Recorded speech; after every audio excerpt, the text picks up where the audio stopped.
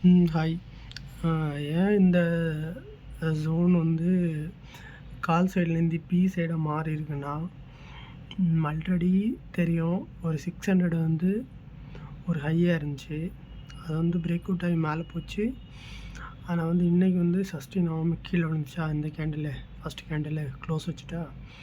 அப்புறம் இன்னொரு இதுன்னா ப்ரீவியஸ் டே ஹை, இந்த ஹை இருக்குல்ல, இதுக்கு கீழேயும் க்ளோஸ் வச்சுருக்கு. ப்ளஸ் வந்து இங்கே அக்செப்ட் ஆனது 2 கேண்டில் அக்செப்ட் ஆகிருக்கு. ஓகேவா. அதுக்கப்புறம் பையர்ஸ் டாமினேட்டே பண்ண முடியல. ஒரு 2 கேண்டில் தான் டாமினேட் பண்ணா. ஓகேவா. அதுக்கப்புறம் ஃபுல்லாக செல்லர்ஸ் தான் டாமினேட் பண்ணாவ. இதில் வந்து மறுபடியும் பையர்ஸ் வந்து ட்ரை பண்ணி ஜெயிக்க முடியல. எகெயின் ஃபெயில் ஆகிட்டாங்க.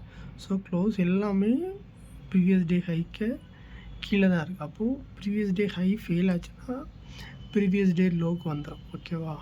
அதனால் அதுவும் இல்லாமல் இன்னொன்று விஷயம் பார்த்தோன்னா, இன்றைக்கி ஒரு ஸ்விங்கி ஃபார்ம் ஆச்சுல்ல, இதான ஃபஸ்ட்டு ஸ்விங்கு. இந்த ஸ்விங்கும் ஆல்ரெடி பிரேக் ஆகிட்டு. ஓகேவா.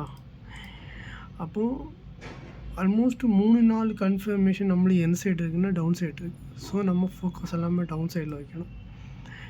அந்த ப்ரீவியஸ் டே ஹை இருக்குல்ல 609 இல்லைன்னா இந்த ரேஞ்ச், இதில் ஏதாவது ஒரு ஜோனில் செல்லிங் நடக்கும். ஓகே, அவ்வளோதான்.